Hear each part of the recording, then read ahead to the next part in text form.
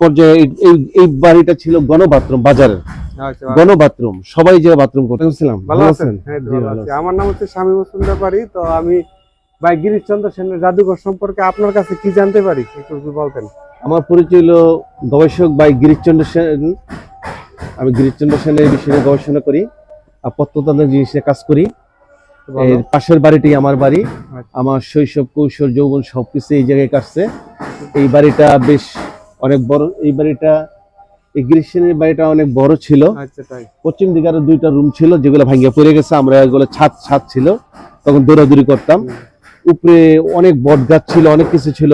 কতদিন পর পর এগুলো কাটা দিতে হইতো। তাই এইভাবে চলতে থাকলো। এক পর্যায়ে এই বাড়িটা ছিল গণবাথরুম, বাজারের আচ্ছা, গণবাথরুম, সবাই যে বাথরুম করতো। পরে এটা কাটা দিয়ে বন্ধ করে এটা সংস্কার করা হয়েছে। এটাকে দখল থেকে অবমুক্ত করা হয়েছে। তারপরে এক পর্যায়ে বেশ অনেক দিন পরে কাজ করতে করতে করতে করতে আছে না, যখন তোমাকে কেউ পাগল বলবে তখন মনে করবে যে কাজের অর্ধেক হয়ে গেছে। তখন কিছু কিছু লোক মনে করলো, তখন দেখলাম যে হয় কাজ হয়ে গেছে কিছুটা। এর ভিতরে রোডস অ্যান্ড হাইওয়ে সচিব সাহেব আসলো।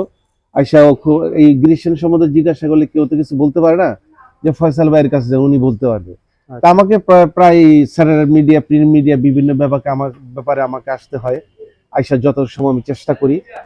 তো এটা সর্বশেষ শর্ট করে আমি আপনাকে বলে দিই। এটা হলো তারপরে উনি আসার পরে উনি আমাকে বললো, তুমি কি করতে চাও? আমি বললাম যে আমার অনেক বেশ সমাজসেবামূলক এবং গবেষণামূলক কনফারেন্স, বিভিন্ন রুম টুম, অনেক কিছু, অনেক বহুতলা ভবনের কিছু জায়গা টাকা দরকার আছে। এই ছোট জায়গায় তো তুমি কিছু করতে পারবে না। তো উনি আমাকে একটা জায়গা বললো, এই মুহূর্তে জায়গাটা বলতে চাই না, আমি ওই জায়গাটা পরে আর নেই যাক, জায়গা ইচ্ছাকৃত ভেবে নেই। তো এখন যাই হোক, তারপরে আমি বললাম যে একটা ওভার ব্রিজ দিয়ে দেন আর একটা সাইনবোর্ড দেন গিরিশ সেনাবাড়ি। তখন একটা সাইনবোর্ড দিয়ে দিল গিরিশচন্দ্র সেনাবাড়ি। এই তারপরে ওই সাইনবোর্ডটা দেখে ওয়ারি বটেশ্বরে যে কাজ করতো শফি মোস্তাফিজুর রহমান, তখন ওনার চোখে সাইনবোর্ডটা পড়ার পরে উনি আসলো। উনি আইসে উনি আবার আমার খুঁজে বার করলো এই লোকটা কে। তখন এই লোকটাকে আবার খুঁজে আবার আমার বাইর করলো। বাইর করে আমি আসলাম।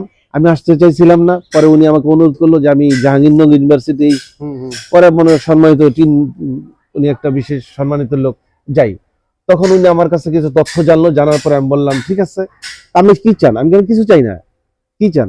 আমি শুধু চাই এই গিরিশচন্দ্র সেনের কোরআনের যে বাংলা অনুবাদ উনি এখানে করছে, এই স্মৃতি চিহ্ন যেন মুছে না যায়, এইটা ছাড়া আর কিছু চাওয়ার নেই। কারণ পরবর্তী জেনারেশন এসে আমাকে যে এই এলাকার মানুষকে যে গালি দিবে যে গিরিশচন্দ্র সেন কোরআন অনুবাদ করছে, সেই স্মৃতি চিহ্নটাও নাই, এটা কেমন এলাকায় আসলাম। সেই ওই সময় আমি এসে কবরে থাকবো, কিন্তু এই গালিটা খাইতে চাই না, শুধু এইটুকুই। এখন যে স্থাপত্য বিষয়, যেমন একটা বৈচিত্র্যময় বিষয় আছে, একটু দেখেন যে এরকম এরপরে কিছু কথা আছে।